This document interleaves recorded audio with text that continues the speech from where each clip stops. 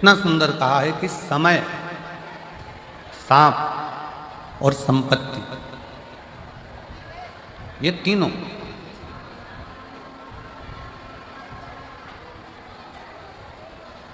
कब आते हैं, कब जाते हैं, कैसे आते हैं, कैसे जाते हैं, मालूम ही नहीं पड़ पाता।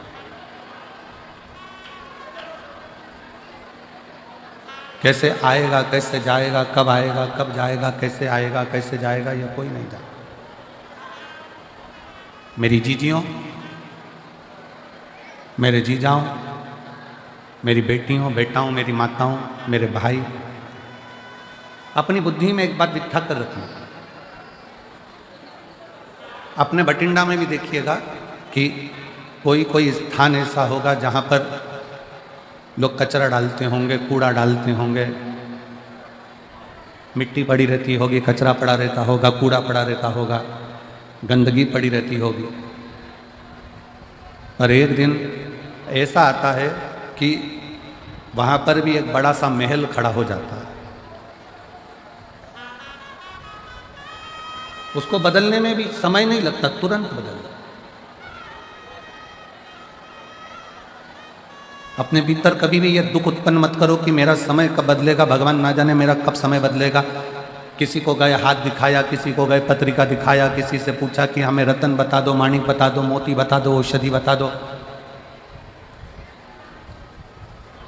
फिर किसी के पास पहुंचे, हमारा भाग्य बता दो कि कैसा रहेगा, हमारा भाग्य कैसा होगा। हम बहुत दुखी हैं, बहुत कष्ट में हैं, बहुत तकलीफ में हैं।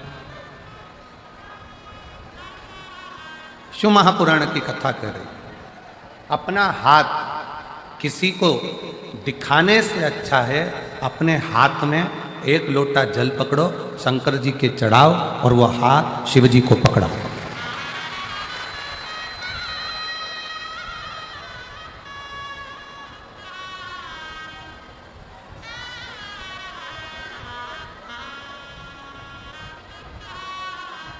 अपनी जन्म पत्रिका क्या बोल रही है ये तो हमको नहीं मालूम, पर शिव महापुराण की कथा कहती है कि जन्म पत्रिका कुछ भी बोले,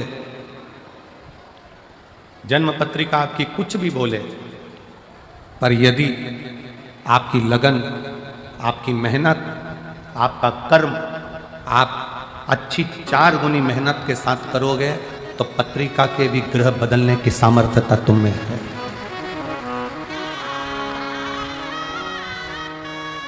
पत्रिका भी तुम बदल सकते हो, जन्म लग्न भी तुम बदल सकते हो, नक्षत्र भी तुम बदल सकते हो। काहे से? अपनी मेहनत से, अपनी लगन से, अपनी मेहनत से।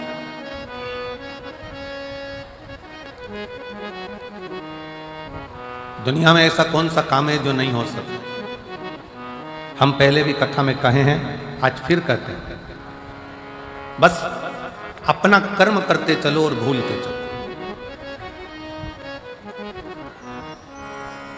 ये दुनिया में जितनी प्रकृति दिख रही है आपको, ये दुनिया में जितने बड़े बड़े वृक्ष आपको नजर आ रहे हैं, इस संसार में, इस पृथ्वी पर जितने बड़े बड़े पेड़ वृक्ष आपको नजर आ रहे हैं, ये वृक्ष लगाने वाला कोई दूसरा नहीं होता।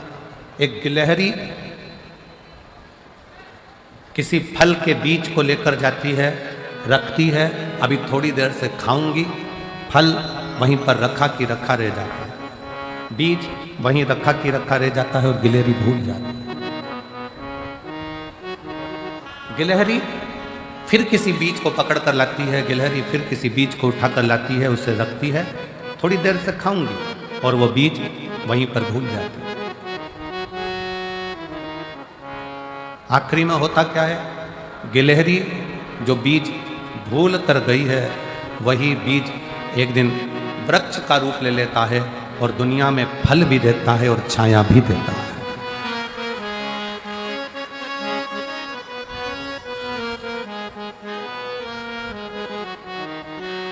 वही रचा है सृष्टि को जिस प्रभु ने, वही ये सृष्टि चला रहे हैं। रचा है सृष्टि को जिस प्रभु ने, वही ये सृष्टि चला रही। जो पेड़ हमने लगाया पहले, जो पेड़ हमने लगाया पहले, उसी का फल हम पा रहे हैं। रचा है सृष्टि को जिस प्रभु ने, वही ये सृष्टि चला रही। रचा है सृष्टि को जिस प्रभु ने, वही ये सृष्टि चला रही। एक गिलहरी बीज को रखकर भूल गई, पेड़ बन गया, वृक्ष बन गया, छाया भी हो गई, फल भी मिल गया। गिलहरी बीज रखकर भूल जाती है और वो पेड़ बन जाता है, वृक्ष बन जाता है, छाया भी मिलती है, फल भी मिलता है। उसी तरह शिव पुराण की कथा कहती है, संसार में अगर जन्म लिया है तो कुछ अच्छा कर कर, भूखे को भोजन कराकर, प्यासे को पानी पिलाकर, किसी बच्चे को शिक्षा की जरूरत है उसे उच्च शिक्षा दिलाकर, किसी को दवाई की जरूरत है उसको उच्च चिकित्सा दिलाकर आप भूल जाओ। भूलोगे एक ना एक दिन तुमने जिस बच्चे को पढ़ाया है, तुमने जिसकी दवाई औषधि कराई है, एक दिन वो आपके एहसान को चुकाएगा जरूर, आपके सामने आकर आपका कार्य।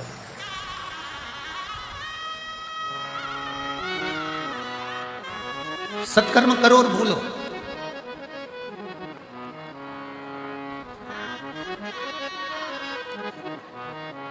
अच्छा कर्म करो और भूलो। सेनाई थोड़ा शांति रखो। अच्छा कर्म करो और भूलो, सत्कर्म करो और भूलो।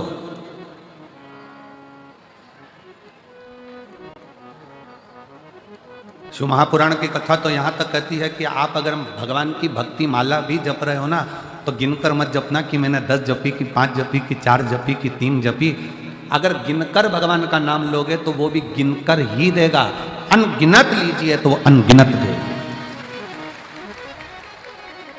श्री शिवाय नमस्तुभ्यं, श्री शिवाय नमस्तुभ्यं, श्री शिवाय नमस्तुभ्यं, श्री शिवाय नमस्तुभ्यं। अनगिनत नाम लीजिए, अनगिनत। और जब आप अनगिनत नाम लोगे, 5 लिया कोई बात नहीं, 4 लिया कोई बात नहीं, 3 लिया कोई बात नहीं, 10 लिया कोई बात नहीं, गिनकर भगवान का भजन नहीं करना, गिनकर भगवान का भजन नहीं करना।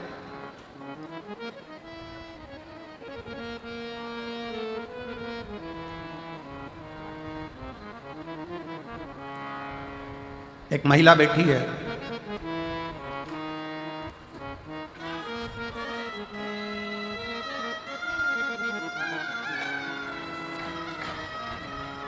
मेरा नाम रानी है, मेरे पति का नाम ओम प्रकाश है और मैं अबोहर पंजाब से आई हूँ।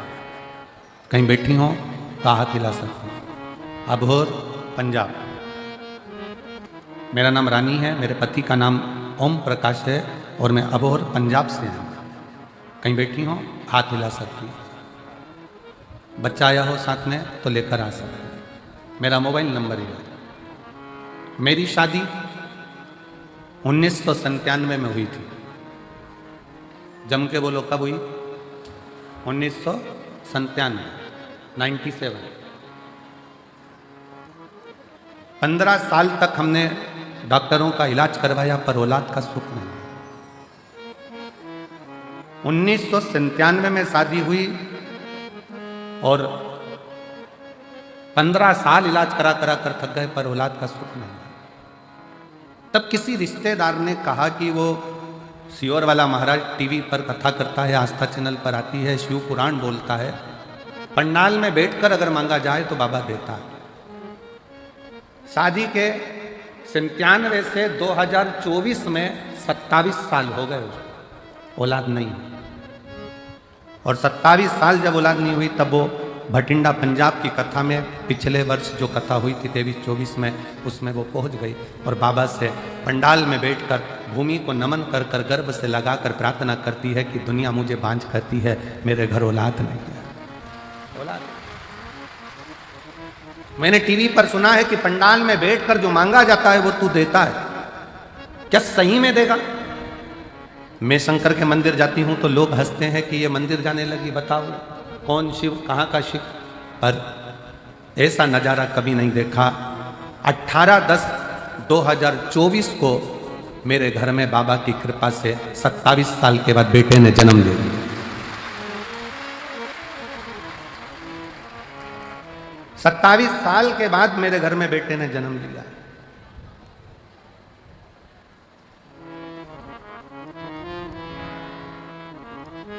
गुरुजी, एक हमने अपने रिश्तेदार की बेटी को भी गोद में ले लिया जिससे हमारे घर में कोई वंश तो हो, पर मेरे गर्भ से बच्चा हो ये डॉक्टर तक बोल दिए थे कि संतान नहीं हो सकते। 27 साल नहीं। एक पत्र और है बड़ा सुंदर, देखो। मेरा नाम सुनीता है, मेरे पति का नाम पवन है। मैं भवानी खेड़ा जिला भिवानी हरियाणा से आई हूँ। कहीं बैठी हो तो हाथ हिला सकते। भवानी खेड़ा जिला भिवानी हरियाणा से आई हूँ। गुरुजी, एक लोटे जल का मैं क्या वर्णन करूं। मेरे यहाँ 5 लड़कियां थीं और उसके बाद में संतान का सुख मेरे घर में, क्योंकि मुझे हर तरह से ताना दिया जाता था बेटे के। जब संतान का सुख नहीं हुआ तब पंडाल में बैठकर इसी भटिंडा पंजाब की कथा में पिछले गए हुए वर्ष में कथा श्रवण करी और बाबा से केवल एक पुत्र की कामना करी और 20 साल के बाद 21 जुलाई 2024 को पुत्र रत्न की प्राप्ति। 20 साल के बाद आपका विश्वास, आपका भरोसा, आपकी दृढ़ता, भगवान का मंत्र, भगवान का जाप, भगवान का स्मरण गिनकर ना किया जाए।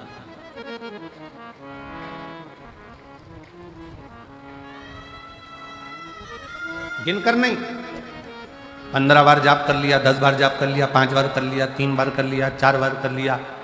हमारे भटिंडा में हमने 2 बार कथा सुन ली। ना ना ना, भगवान से प्रार्थना करना, बाबा ऐसी करुणा करना, इतनी झोली भर देना कि अगली बार मैं कथा कराऊं भटिंडा में और बाबा को बुलाऊं कि तू कृपा।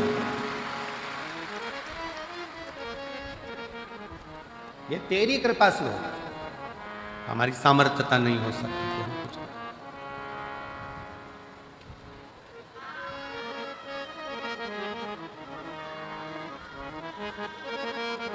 ये तेरी कृपा का क्या है भरोसा, कब किस पर हो जरा सी हम पर कर दो, जरा सी हम पर कर दो। तेरी कृपा का क्या है भरोसा, कब किस पर हो जरा सी हम पर कर दो, जरा सी हम पर कर दो।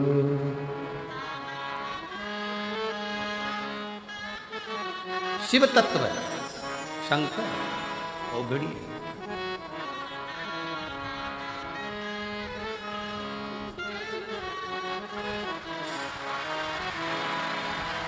27 साल बाद बच्चा हुआ है। एक बार जोरदार ताली बजाएं। 27 वर्ष के बाद।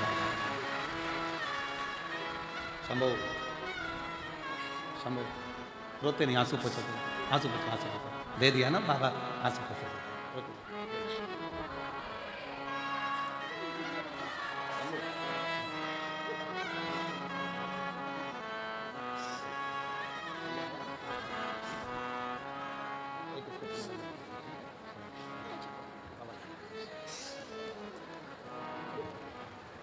जिस पर भी कृपा हो तेरी, वो ही भव पार हुआ, भव पार हुआ। पापी हो चाहे जितना, उसका भी बाबा उद्धार हुआ, उद्धार हुआ। गिद्ध अजामिल गणिका तेरे मन को कितना भाए, जरा सी हम पर कर दो, जरा सी हम पर कर दो। तेरी कृपा का क्या क्या है भरोसा, कब किस पर हो जाए, जरा सी हम पर कर दो, जरा सी हम पर कर दो। उससे विनय कर, उसके आश्रित रहे। हाथ दिखाने से काम नहीं चलेगा, हाथ में एक लोटा जल पकड़कर शिव के मंदिर जाने से काम चढ़ेगा और अपनी मेहनत करने से काम चढ़ेगा। अपनी मेहनत से। अब तुम परिश्रम करो ही नहीं, मेहनत करो ही नहीं और भगवान को दिन रात कोसते रहो कि भगवान मेरा काम नहीं हो रहा, भगवान मेरा काम नहीं हो रहा, भगवान मेरा काम नहीं हो रहा, भगवान मेरा काम नहीं हो रहा। दुकान नहीं चल रही है, दुकान से प्यार करो। फैक्ट्री नहीं चल रही है, फैक्ट्री से प्यार करो।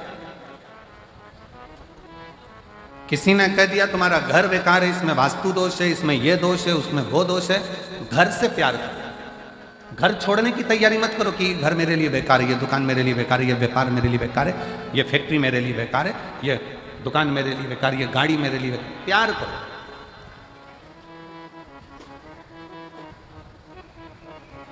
आज महिला दिवस है,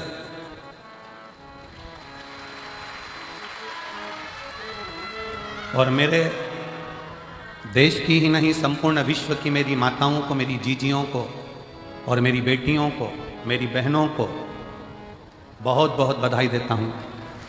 आप सबको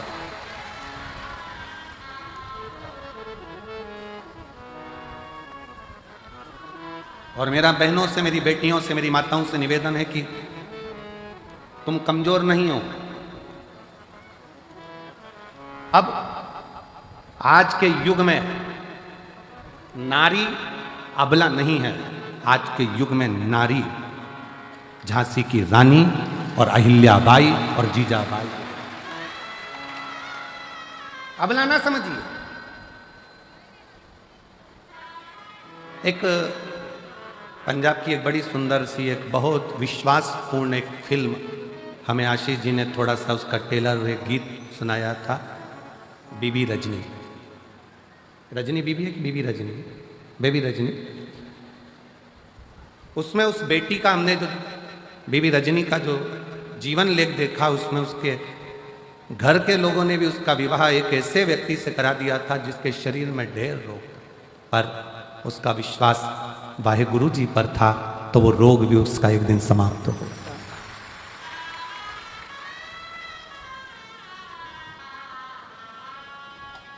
नारी आज की तारीख में अबला नहीं होना चाहिए। और आपको कोई अबला कहे तो आप कह देना, फालतू की बात मत करो, हम अबला बबला नहीं है, हम अबला नहीं है, हम लोगों का तबला बजा देते हैं, अबला बबला हमको समझ में।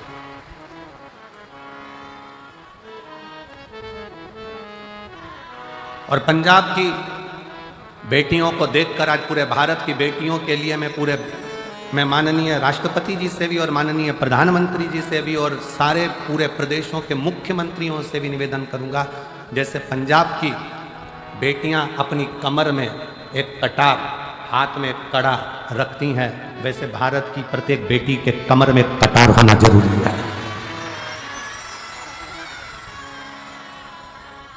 प्रत्येक भारत की बेटी के कमर में एक कटार होना जरूरी है। नहीं तो जो अभी उत्तर प्रदेश की एक लीला देखने को मिली, 4 लड़के एक 14 साल की बच्ची को लेकर गए, 2 महीना 1.5 महीना उसके साथ में गलत कृत्य किया। जब उसे होश आता था तब उसके साथ गलत कृत्य करते थे। उसके हाथ में ओम लिखा था तो एसिड डालकर हाथ जला दिया। खाने को भूख लगती 1.5 महीने तो उसको मांस खाने को दिया जाता, और जब होश आता फिर उसके साथ गलत कृत्य होता। मेरा निवेदन है शासन प्रशासन से, आने वाले समय में हर बेटी के कमर में कटार डाल दीजिए। जो गुरु नानक देव जी ने ज्ञान दिया है वो धारण करें। तो माने कि महिला दिवस है, केवल महिला दिवस पर पोस्ट कर देने से महिला दिवस नहीं होता। और मेरी जीजियों, तुम्हारी प्रबलता बरकरार रखना, क्योंकि तुम मेरी बहन हो।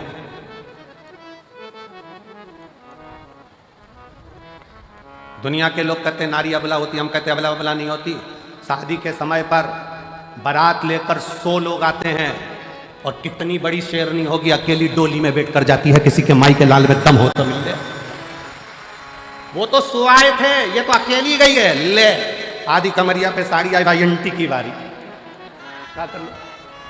और लोग कहे कि अबला अबला अबला अपन को नहीं बनना, अपन जीजा भाई हैं, अपन झांसी की रानी, अपन माहिल्या भाई हैं। डरना नहीं है। भगवत स्मरण में एक स्त्री में वो बल होता है। वो कहे एक गुलदस्ते को सजाने के लिए 1000 फूल की जरूरत होती है, एक समुद्र को भरने के लिए 1000 बूंद की जरूरत होती है, और अपने घर को स्वर्ग बनाने के लिए एक स्त्री की जरूरत होती है, वो नारी।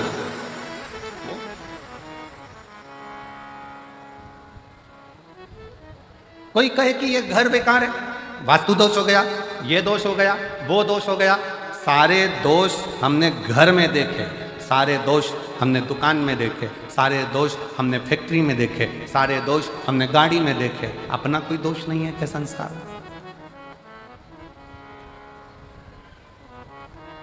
अपना भी तो दोष देखिए। किसी को हाथ दिखाने से भाग्य नहीं सुधर सकता। इस हाथ से मेहनत करना पड़ेगा, थोड़ा परिश्रम करना पड़ेगा।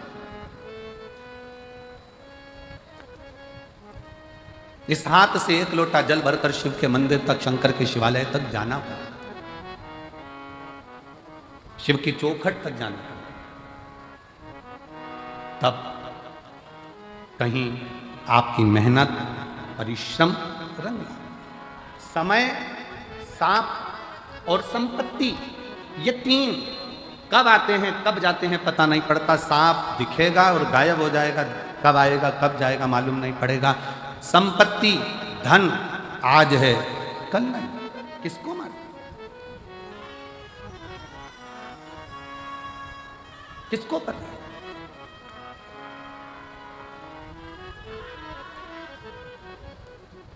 महाराज,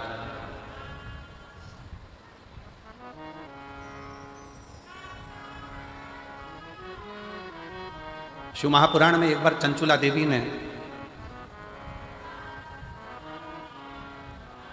शिव पुराण की कथा सुनते सुनते तुमरुका जी से एक प्रश्न किया।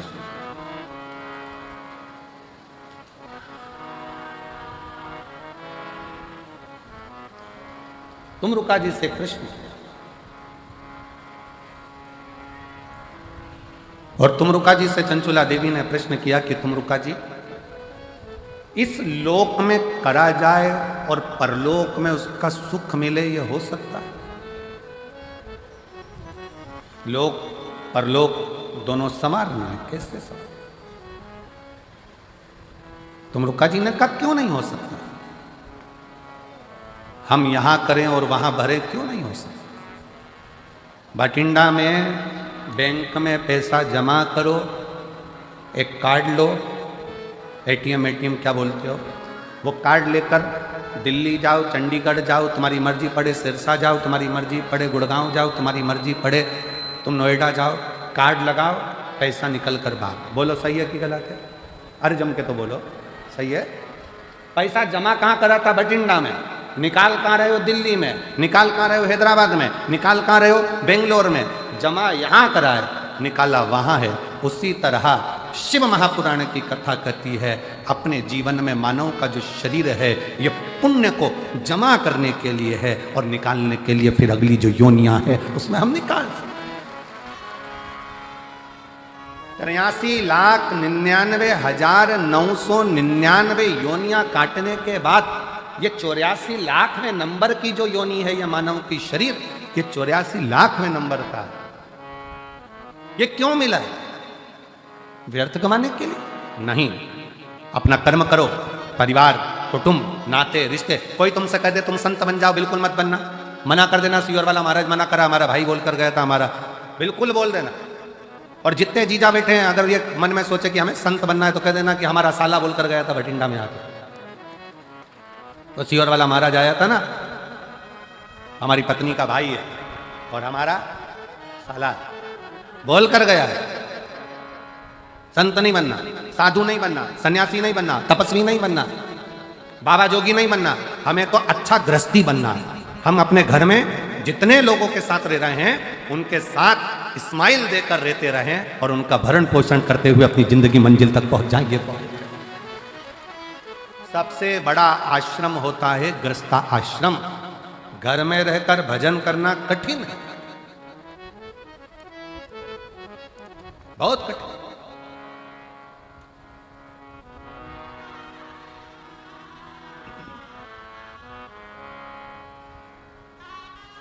समय भी आएगा, सांप भी आएगा, संपत्ति भी आएगी, पर कब जाएगा ये किसी को नहीं, किसी के ज्ञात में नहीं है।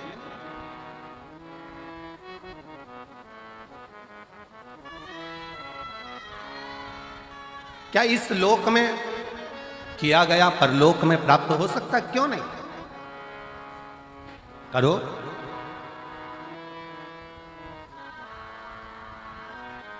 नाम शिव का जो दिल से लिया करते हैं, उन्हीं भक्तों को भोले प्यार किया करते हैं। नाम शिव का जो दिल से लिया करते हैं, उन्हीं भक्तों को भोले प्यार किया करते हैं। आप हृदय से, भाव से, दिल से शिव नाम ले रहे हो, कहीं पर भी बैठकर, किसी भी जगह पर बैठकर कैसे भी शंकर को भज रहे हो,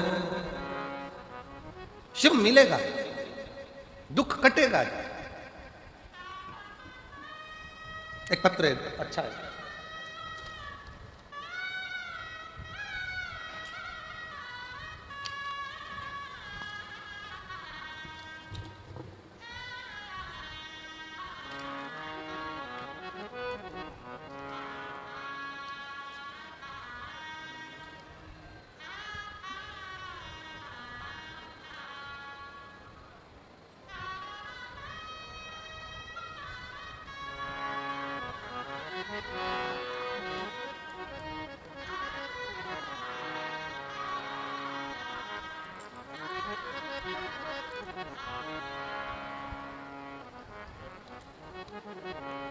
मनीषा, मेरा मोबाइल नंबर यह है। मेरे पति भटिंडा में आर्मी में कार्यरत है। भटिंडा आर्मी में मेरे पति कार्यरत हैं। आप ही हैं? आ जाओ, एक बेलपत्र लेना, आ जाओ। मैं मनीषा हूँ, मेरा मोबाइल नंबर यह है। मेरे पति भटिंडा में आर्मी में कार्यरत हैं। गुरुदेव, मेरी माँ की तबीयत ज़्यादा खराब हो गई। सोनोग्राफी, सीटी स्कैन करवाने पर पता चला कि उनके पेट में पानी भर गया। जांच होगी, जांच में पता चला कि उनके बच्चेदानी में कैंसर हो गया। बच्चेदानी में कैंसर हो गया। डॉक्टर ने कहा केवल लास्ट स्टेज का कैंसर है और 5% चांस है कि ये जीवित रहे। 5% से ज्यादा चांस इसके नहीं है। फिर भी आप ऑपरेशन कराओ तो भी है जीवित, उतना ही रहेगी जितना बताया गया, और ना कराओ तो भी उतना ही रहेगा। फिर भी मन नहीं माना। हमने डॉक्टर साहब से कहा कि आप ऑपरेशन की तैयारी। मेरी माँ ने कहा भले तुम ऑपरेशन कराओ, डॉक्टर ने कह दिया कि मैं तो 2-3 महीने की मेहमान हूं, पर एक काम जरूर करो कि मुझे शंकर जी के मंदिर में 1 लोटा जल चढ़ाकर, जल लाकर दो और बेलपत्र लाकर दो, मैं खाना प्रारंभ करूं। गुरुदेव, 1 लोटा जल शिव जी को चढ़ाना प्रारंभ करा, बेलपत्र लाकर खिलाना प्रारंभ करा। डॉक्टर ने ऑपरेशन कर कर भी कह दिया था कि यह 5% है, ये इतना महीना, साल 2 साल नहीं निकाल सकती। 2 से 3 महीने निकालने की बोली थी। आज बाबा की कृपा से मेरी माँ रुद्राक्ष का जल और 1 बेलपत्र से पूर्ण तरह से स्वस्थ हो गई है और उसका शरीर काम करने लगा और आज साल हो गया। जहां 2 महीने दिए गए थे, 3 महीने दिए गए थे, वो 3 महीना, वो 2 महीना कहां गया? सालों। उसकी शरणागति, उसका भजन। और मेरे भोले तेरा सहारा है मेरे भोले, तेरा सहारा है मेरी नैया का तू किनारा है, मेरी नैया का तू किनारा है।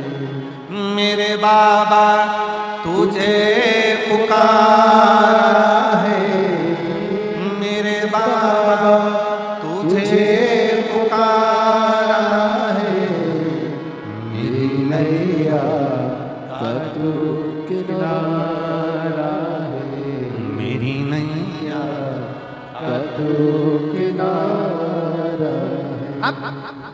अपने कर्म पर भी थोड़ा सा विश्वास करो, भरोसा करो, दृढ़ी बनो, शिव तत्व की ओर आगे बढ़ो। यहां करा क्या वहां मिलेगा? चंचुला देवी का प्रश्न है तुम रुक्का जी से, हमने यहां किया क्या वहां मिलेगा? क्यों नहीं?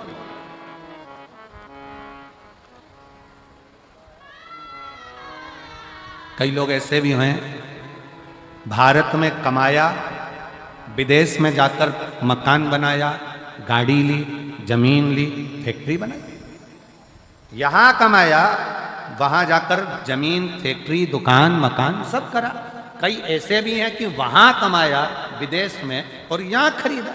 उसी तरह मृत्यु लोक में, मानव शरीर में भगवान का भजन करते हुए, उस ईश्वर को, उस रब को याद करते हुए, उसका भजन करते हुए, एक लोटा जल चढ़ाते हुए आगे बढ़ते चलो तो हो सकता है कि यहां करोगे तो वहां तक प्राप्त हो।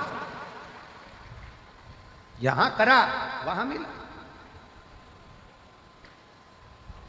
प्राप्त हो सकता है। आ जाओ, कुछ अच्छा करते चले,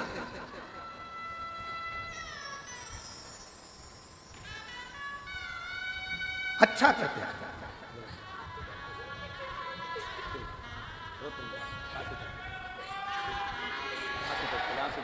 आंसू पोछे चले, रोते रोते नहीं, रोते नहीं, एक माँ को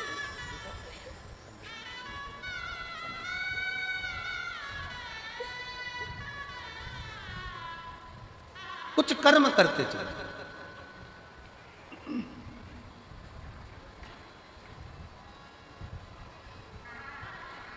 और मेरी जीजियों, मेरे जीजाओं, मेरी बेटियों, बेटाओं, मेरी माताओं, मेरे भाई, मेरे बंधु,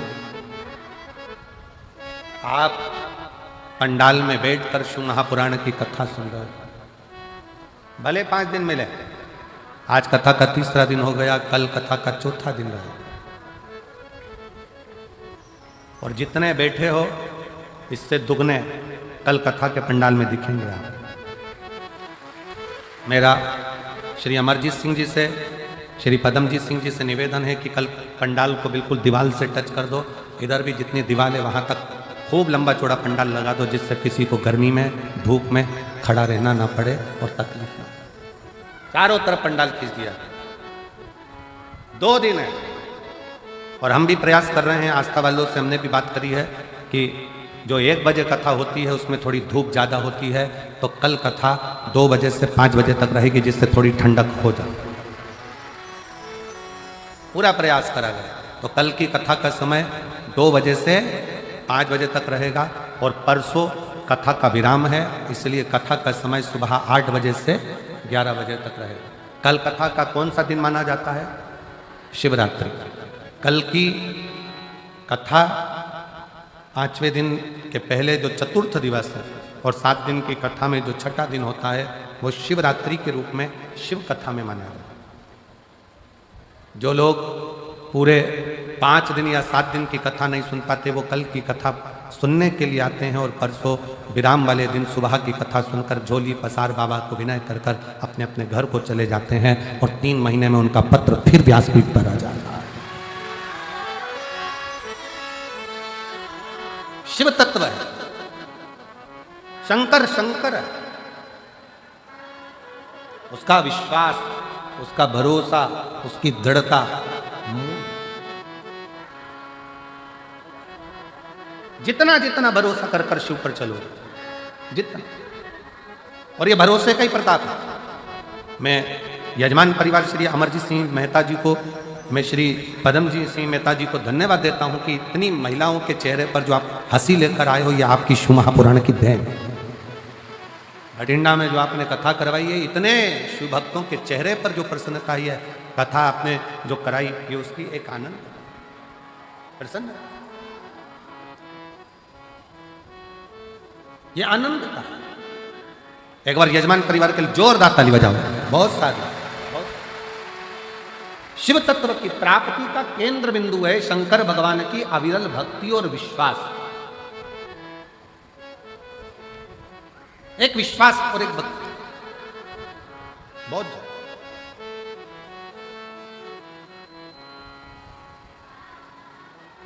फिर कथा में वर्णन किया गया, एक समय बदलता है, समय कब क्या आएगा, कैसा आएगा, क्या होगा, ये किसी को नहीं, किसी को नहीं।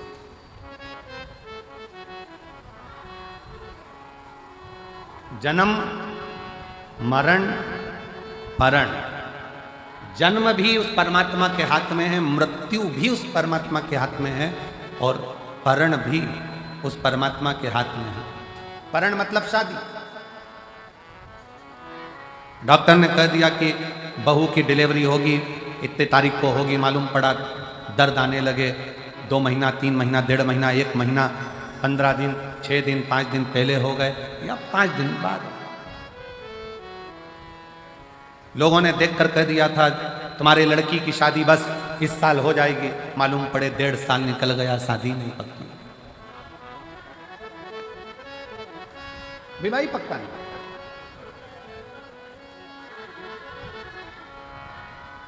डॉक्टर ने कह दिया घर ले जाओ, इनकी अंतिम सांसें चल रही है, सेवा करो, मालूम पड़े 2 साल निकल गए, 4 साल निकल गए। और किसी ने देखकर कहा था कि इनकी उम्र बहुत लंबी है, मालूम पड़ा कोरोना आया और प्राण छूट गए, किसको मालूम। जन्म मरण परण, ये 3 शिव के हाथ, आपके और हमारे हाथ में नहीं है, चाहे किसी को कुछ भी बता दो, कैसे भी। अच्छा कर्म करते चले, श्रेष्ठ कर्म।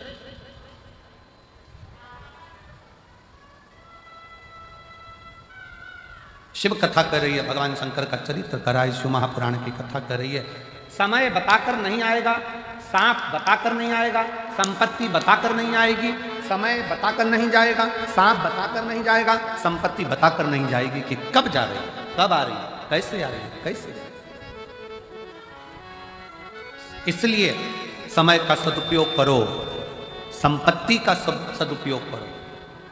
सदुपयोग आया उसका उपयोग। एक कितना सुंदर संवाद शिव महापुराण की कथा में आता है। एक बार श्री देवऋषि नारद भगवान विष्णु के पास पहुंच गए।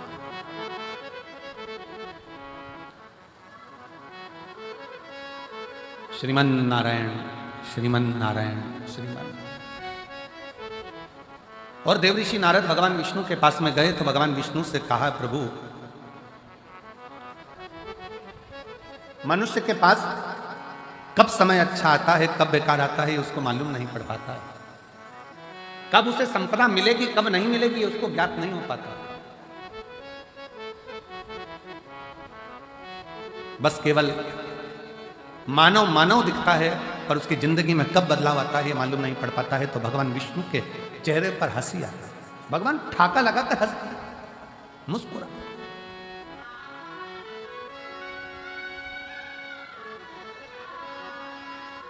खूब हंसे।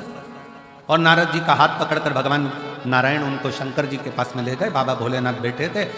शंकर भगवान को नारद जी का कोई संवाद नहीं मालूम है, शंकर भगवान को भगवान विष्णु का कोई संवाद नहीं मालूम है, शंकर भगवान को इन दोनों की कोई बात नहीं मालूम है। पर पहुंचे और पहुंचते से भगवान शंकर हंसना प्रारंभ हो गया, शिवजी मुस्कुराना प्रारंभ हो गया। नारद जी से सहन नहीं हुआ। नारद जी ने पूछ लिया, प्रभु हमने ना तो हमारी बात आपने सुनी, ना भगवान विष्णु की बात आपने सुनी, और आप हंस रहे, आप मुस्कुरा रहे, इसका कारण क्या? भगवान शंकर ने कहा, नारद मैं जानता हूं कि तुम क्या पूछना चाहते हो, कि संसार सागर में सब एक जैसे नजर आते हैं, पर ना जाने किसका ग्रह, किसका समय कब बदल जाए और कौन कहां बैठ जाए, इसका भरोसा नहीं किया जा सकता। इसका भरोसा नहीं किया जा सकता। पर नारद व्यक्ति, मनुष्य अपने कर्म को करता करता करता करता करता करता एक जैसा दिखता दिखता अंदर से पूर्ण तरह से खाली होता चले जाता। हाथी आया है आपके भटिंडा में? कभी हाथी का दर्शन किया है आप लोगों ने? अरे बोलो तो जम के। इधर आता है हाथी? नहीं आता? आता है? अच्छा। नहीं तो टीवी में तो आजकल रोज आता है छोटे छोटे बच्चों के लिए, एक मोटा हाथी। टीवी में तो बच्चों को खाना भी माता है वो हाथी दिखा के खिलाती है आजकल। जब तक मोटा हाथी चालू ना करो, जब तक वो खाना नहीं खाए।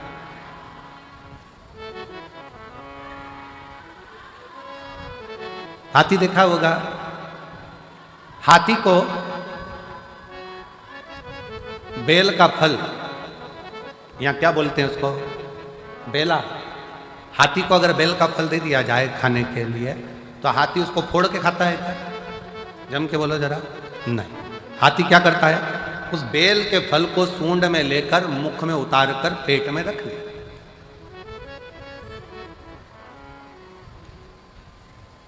फिर जब हाथी गोबर करता है तो वो बेल का फल वैसा की वैसा ही बाहर निकल, जैसा खाया था वैसा की वैसे ही बाहर निकल जाता है। पर उस बेल के फल को आप तोड़ कर देखना, उस गोबर में से उठाकर, वो बेल के फल में अंदर गूदा नहीं रहता है, केवल खोल खोल रहती है और गूदा उसमें से चला है।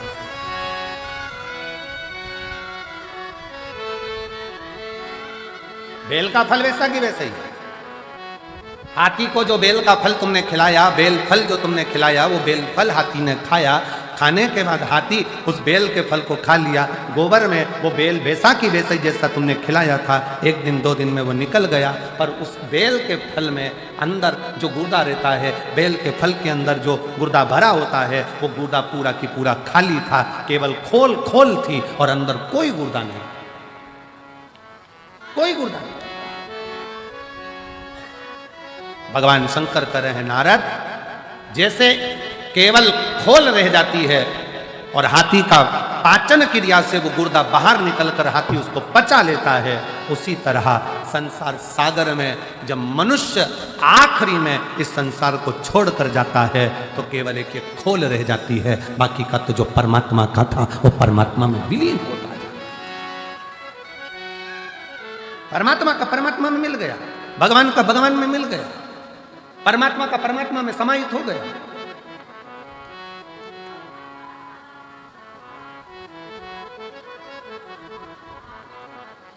एक बेलपत्री में, एक बेलपत्र में, एक बेलपत्र में वो तत्व होता है। अगर शंकर पर चढ़ी हुई बेलपत्र को आप खा रहे हो तो उस बेलपत्र में वो फल होता है कि आपके शरीर के जितने रोग हैं, चाहे वो बीपी हो, चाहे शुगर हो, चाहे थायराइड हो, चाहे सोराइसिस हो, जो भी बीमारी है शरीर धीरे, हाँ, कई लोगों को बेलपत्र खाने पर जीवान में छाले आ जाते हैं, किसी किसी को बेलपत्र खाने पर जीवान तोरी तोरी हो जाती है, हारमोनियम। बेलपत्र खाने पर कई बार जीवान तोरी तोरी हो जाती है, बेलपत्र खाने पर कई बार मुख में छाले आ जाते हैं, बेलपत्र खाने पर कई बार भोजन में स्वाद नहीं आता है, भोजन में स्वाद नहीं आ पाता है। तो निवेदन है, आप ऐसे नहीं खा सकते तो उसको पीसकर गोली बनाकर पानी से निगल जाए। पर बेलपत्र हमारे जीवन में, हमारे स्वास्थ्य के लिए लाभदायक है। एक पत्र है बड़ा सुंदर, देखो,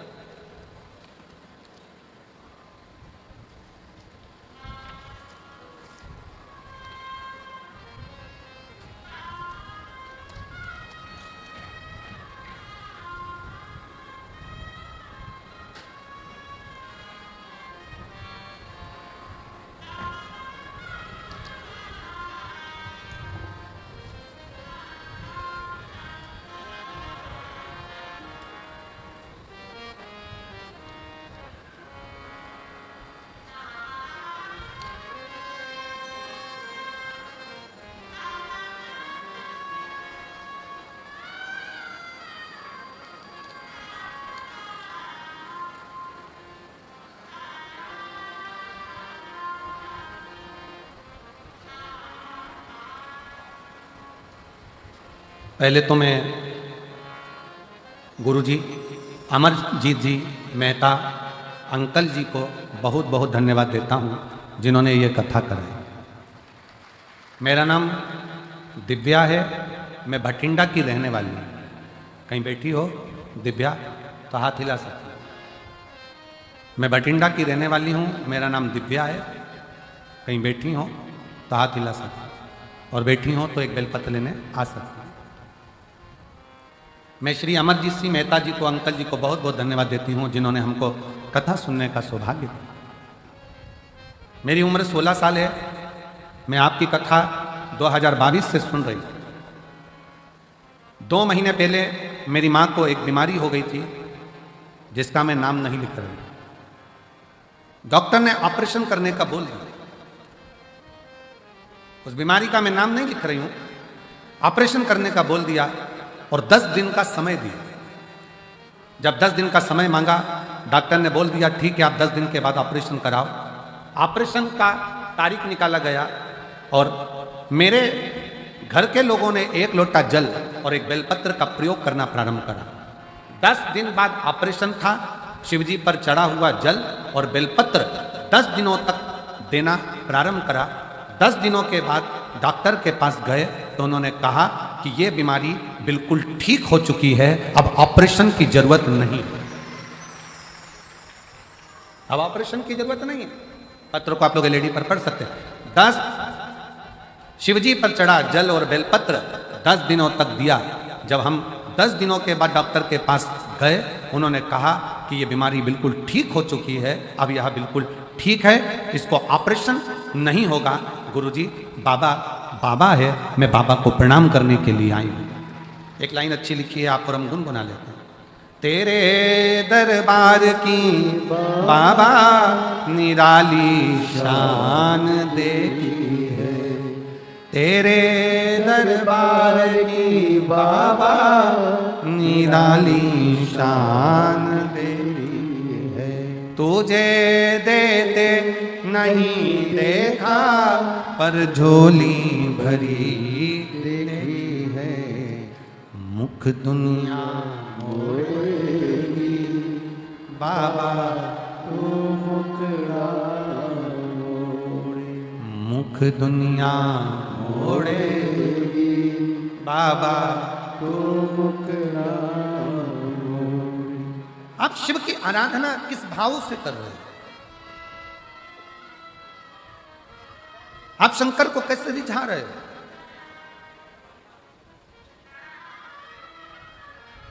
मेरी जीजियों, शिव के मंदिर में केवल 1 लोटा जल देने के लिए मत जाओ। शिव के मंदिर में अगर जाओ तो लोटा भर जल के साथ में अपना दिल भी बाबा को देकर आओ तो समझो कि तुम्हारा कार्य सफल हुआ। केवल मंदिर में गए, जल चढ़ाया, आ गए, वो श्रेष्ठता नहीं। अपने मन से, अपने दिल से बाबा से बात तो करो। कितनी धूप है, इतनी कड़कड़ाती हुई गर्मी में आप लोग बैठकर कथा सुन रहे हो। 200-500 रुपए खर्च कर कर आए हो। कुछ नहीं तो ऑटो के 50-100 रुपए तो तुमने खर्च करे होंगे। बस का टिकट लिया होगा 100, 150, 200 रुपए का, तब जाकर यहाँ पहुँचे हो। अब यहाँ आने के बाद भी आप उस समय को व्यर्थ गंवा दो तो आपका जीवन बेकार है। यहाँ दीवार के अंदर गेट से प्रवेश जब तुम अंदर करो, गेट से प्रवेश करते समय तुम अपने भीतर का अहंकार, अपने घर छोड़ो और बैठकर बाबा से प्रार्थना करो, बाबा मैं अपने दिल से आपको निवेदन करने आई हूँ कि मेरे मन की ये मुराद है। बाबा मैंने आपका स्मरण किया है, बाबा मैंने अरदास करी है, आप उसको स्वीकार करना। और मेरे बाबा अगली बार जब कथा हो तो इस व्यासपीठ पर मेरा भी पत्र पहुंचे, ऐसी करुणा तो स्वीकार।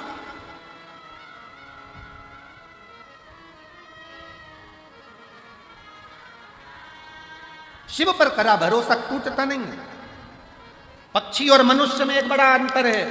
पक्षी और मनुष्य में एक सबसे बड़ा अंतर है। पक्षी अपने साथ के पक्षी को उड़ाने का प्रयास करता है और मनुष्य उड़ता हुआ व्यक्ति को गिराने का प्रयास करता है। इन दोनों में पक्षी और मनुष्य में बड़ा अंतर है।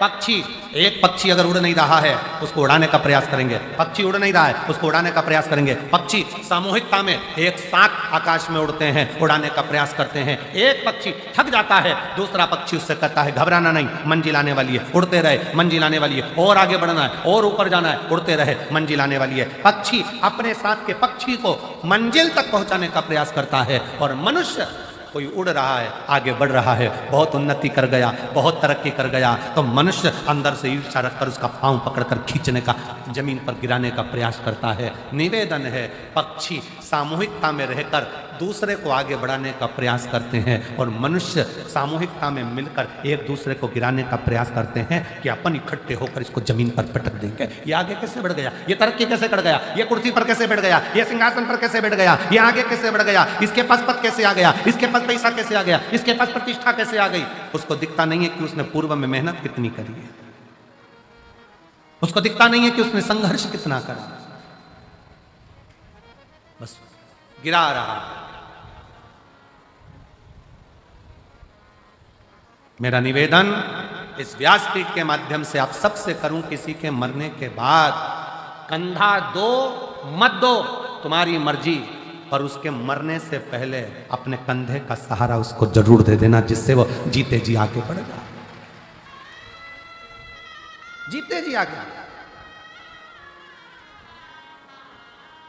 होली आ रही है, 13 तारीख को रात्रि को होली जलेगी, 14 तारीख को खेली जाएगी। हमारे सीहोर में कुबरेश्वर बाबा के सुंदर आनंद में 5 मंदिर में हम भी कैसरिया जल चढ़ाने के लिए बाबा को जाते हैं। महादेव की होली सीहोर में मनाते हैं, वो 15 मार्च की रहेगी। सुबह 9 बजे चमत्कालेश्वर मंदिर से हम निकलेंगे, बाबा को जल चढ़ाते हुए, गुलाल चढ़ाते। जो सीहोर के आसपास के हैं, बाबा की आपने ब्रज की होली देखी होगी, काशी की मसाने की होली देखी होगी। एक बार योग लगे तो सीहोर में 15 मार्च को आकर सुबह 9 बजे जरूर होली देखें कि बाबा महादेव की होली कैसे हो। होली आ रही है, निवेदन है,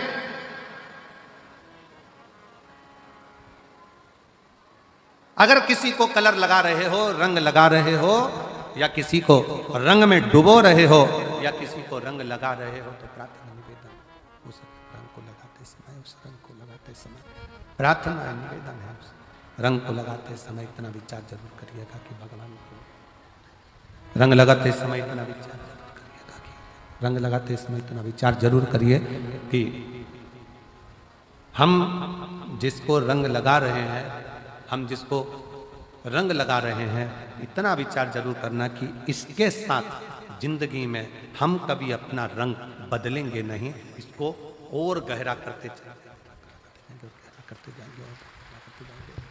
शंभु शंभु शंभु शंभु शंभु शंभु शंभु, हम और गहरा करते चले जाएंगे, और लगा शंभु पड़ी मांगू घड़ी रे घड़ी दुख बठिंडा से दिव्या बेटी, एक बार जोरदार ताली बजाएं साथ। दया करी न दर्शन आपो, शंभो शरण पड़ी मांगू घड़ी रे घड़ी दुख काटो, दया करी न दर्शन आपो। कलर लगाओ, खूब लगाओ, गुलाल लगाओ, खूब लगाओ, पर जिसको रंग लगा रहे हो उसमें एक प्रेम का रंग भी जोड़ो कि हम आखिरी तक ये रंग ना बदले, ये रंग ना बदले। समय बदलता रहेगा, जीवन बदलता रहेगा, पर आज के मनुष्य भी अपना रंग बदल रहे हैं। जीवन का कोई ठिकाना नहीं, मनुष्य देह का कोई ठिकाना नहीं। माता पार्वती जी शिव जी की आराधना करती हैं, शिवलिंग का निर्माण करती हैं, पार्थिव लिंग का निर्माण करती हैं, पार्थिव लिंग का। कल एक बहन ने पत्र लिखा, हम अमरजीत सिंह मेहता जी के यहाँ जहाँ हम रुके हुए हैं वहाँ वो पत्र है हमारे कक्ष। उसने पत्र में लिखा कि गुरुजी, हम पंजाब के एक गांव में रहते हैं और उस गांव के अंदर शंकर का मंदिर नहीं, शिव का शिवालय नहीं। अब हम जल कैसे चढ़ाएं, या भगवान से हमें अरदास करना हो, प्रार्थना करना हो, विनती करना हो तो कैसे करें? हमारा निवेदन है, जरूरी नहीं है कि आप मंदिर ढूंढोगे, जल चढ़ाने जाओगे। आप तो एक लोटा जल अपने बगीचे में, अपने घर में पौधा हो, वृक्ष हो, कोई गमला हो, उस गमले में भी अगर मिट्टी का ढेला उठाकर एक लोटा जल अगर आप उस पर समर्पित कर रहे हो तो भी वो शिव स्वीकार कर रहा है।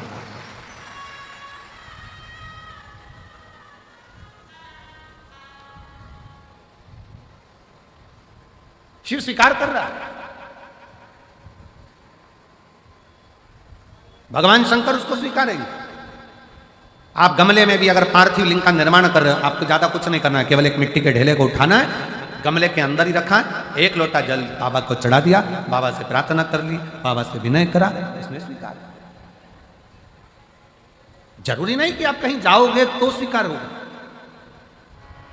स्वीकार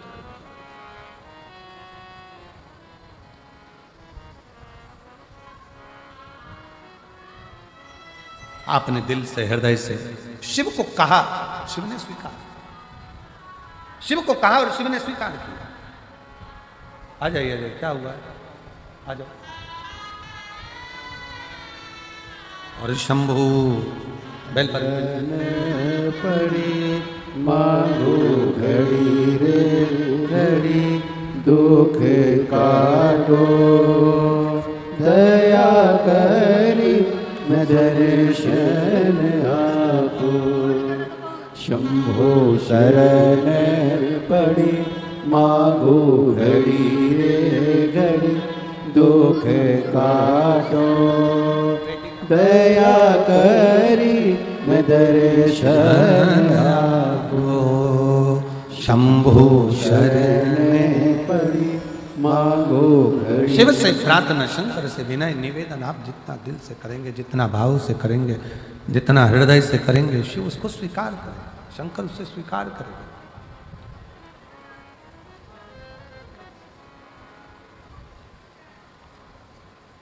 आप केवल उसको भाव से कीजिए, आप उसको दिल से निवेदन करिए, आप दिल से उसको कहो।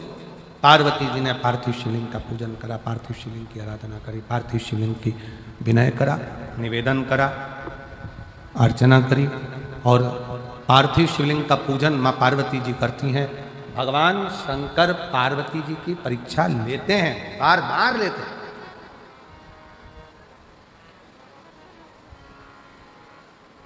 शिव कुछ देगा तो पहले तुम्हें तोल लेगा, शंकर देने से पहले तुम्हें तोल लेगा।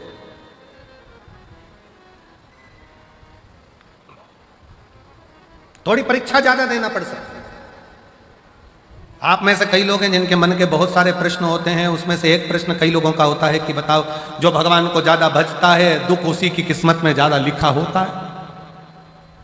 पड़ोसी 2 अगरबत्ती नहीं लगाता, और पड़ोसी जब 2 अगरबत्ती नहीं लगाता और भगवान ने उसकी किस्मत में सुखी सुख लिख दिया, उसका तो गाड़ी ने, बंगला ने, जमीन ने, जायदाद सब भगवान ने दे दिया, और हम भगवान को पूछते हैं, भगवान ने हमको दुख की दुख दे दिया। ए भाई, ये विचार अपनी बुद्धि में लेकर मत आओ, बल्कि ये विचार लेकर आओ कि सोने को जितना तपाया जाएगा, जितना तपाया जाएगा, सोना उतना उतना निखर कर आएगा, और निखर कर आएगा तो क्वालिटी अच्छी बनती चलती। निखरने दो।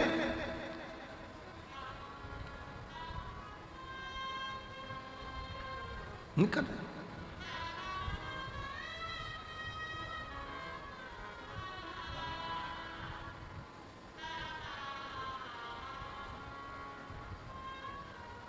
आप जितना निखार सकते, बाबा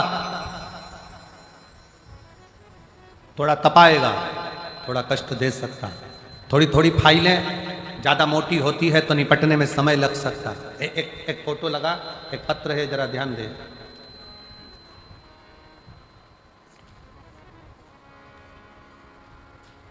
गुरुजी किरण गोयल, जिला मानसा, बरेठा, मंडी से रहने वाली हूँ। मेरा मोबाइल नंबर ये है, कहीं बैठी हो तो हाथ हिला सकते हैं। किरण गोयल, जिला मानसा, बरेठा, मंडी से रहने वाली हूँ। मेरा मोबाइल नंबर ये है, कहीं बैठी हो तो हाथ हिलाकर एक बेलपत्र लेने के लिए आ सकते। अब इसमें मेरे पति के पाँव में एक बीमारी हो गई जो 20 साल से है, जिससे पति के पाँव से, पहले पाँव को देखेंगे आप लोग एलईडी पर, पाँव से 20 साल से लगातार खून बहता। और उस बहन ने लिखा, वो किरण गोयल ने लिखा, ऐसा कोई डॉक्टर नहीं है भारत का जिसके पास इलाज ना करवाए। पूरे भारत का ऐसा कोई विशेष डॉक्टर नहीं जिसके पास इलाज ना करवाए। शरीर में से ये पाँव का फोटो है, जिसमें से लगातार रेगुलर पाँव में से खून बहता ही रहता है। लगातार पाँव में से खून बहता है। 20 साल हो गए और 20 सालों से जख्म जैसा कि जैसा ही है। डॉक्टर इसको कुछ बोलते हैं, कोई कुछ बोलता है, पर इलाज इसका नहीं। तब 2023 में किसी के कहने पर, पड़ोसन के बोलने पर मैंने कथा श्रवण करना प्रारंभ करा। और 2023 में किसी के काम से पड़ोसन के घर गई, और काम से जब पड़ोसन के घर गई तो वहां पर आपकी कथा हो रही थी। बस वहीं से मुझे भी भोलेनाथ की कथा से लगन हो गई और मैं भी सुनने लगी। तब से बाबा की कृपा ऐसी हुई, एक लोटा जल शिव जी पे चढ़ाती, एक बेलपत्र लाती, पति को देती, और बाबा की कृपा से अब उनके पांव से खून निकलना बंद हो गया और पांव ठीक होना प्रारंभ हुआ। जो 20 साल से हो रहा है, 20 वर्ष जो लगातार होता रहा। मेरा नाम किरण गोयल, जिला मानसा, बरेठा, मंडी से रहने वाली हूँ। मेरा मोबाइल नंबर ये। शिव तत्व किसको कहते हैं? शंकर क्या करता है, शंकर कैसे करुणा करता है, शिव क्या करता है, शंकर भगवान कैसे करुणा करते हैं, ये किसी को नहीं, किसी को। आप तो उसको पुकारो, हृदय से विनय करो, निवेदन करो, विनती करो। और दिल तुझको दिया ओ भोलेनाथ, दिल तुझको दिया ओ भोलेनाथ, दिल तुझको दिया ओ भोलेनाथ। विश्व की सबसे बड़ी और भव्य भोजनशालाओं में से एक कुबेर भंडारी की भोजनशाला, जो कि नियमित रूप से चलती है। आप भी इसकी सदस्यता ग्रहण कर सकते हैं। मात्र 21,000 रुपए की स्वीकृति आपको समर्पित करना है और अपना नाम आप लिखवा सकते हैं। साल में एक दिन, 365 दिन में से एक दिन आपके नाम से भी भोजन भंडारा कराया जाएगा और यही क्रम बदल बदल के प्रतिदिन सुचारू रूप से चलता है, जिसमें सभी भक्त भोजन भंडारे का आनंद लेकर अपने जीवन को कृतार्थ करते हैं, आनंद करते हैं।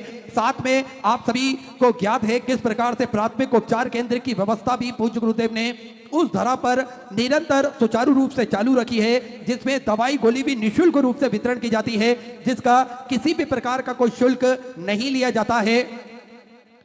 और समय समय अनुसार स्वास्थ्य शिविर निरंतर सुचारू रूप से इस धरा पर लगाए जाते हैं, ताकि भक्त अपने स्वास्थ्य संबंधित जानकारी को बड़े ही आराम से प्राप्त कर सके। 2 एम्बुलेंस भक्तों की सुविधा के लिए 24 घंटे उपलब्ध रहती है और एक सर्व सुविधा युक्त हॉस्पिटल का निर्माण कार्य और सुचारू रूप से और तेजी से चालू कर दिया गया है, ताकि के भक्तों को किसी भी प्रकार की कोई दिक्कत परेशानी ना हो। साथ में आप सभी को निरंतर ज्ञात है कि जो 251 कमरों की भव्य विशाल धर्मशाला बनने जा रही थी, उसका निर्माण कार्य बढ़ाते हुए 100 कमरों का और इजाफा करते हुए 351 कमरों की यह भव्य विशाल धर्मशाला बनेगी, जिसके अंतर्गत लगभग 15 से 16 बड़े बड़े हॉल भी बनाए जाएंगे, ताकि के भक्त बड़े ही आराम से रुककर भगवान का भजन कीर्तन स्मरण कर कर अपने जीवन को कृतार्थ कर सके, आनंद में कर सके।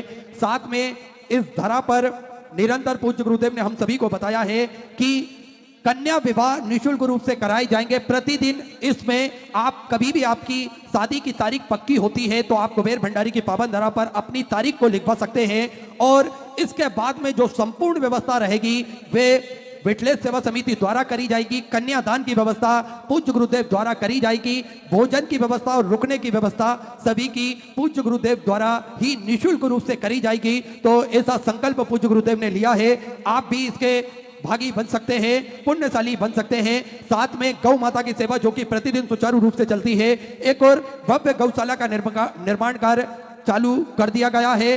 गोवंश बढ़ता है तो उनको रखने के लिए और पर्याप्त और सुंदर व्यवस्था हो सके, इसलिए एक और भव्य गौशाला का निर्माण कार्य चालू कर दिया गया है।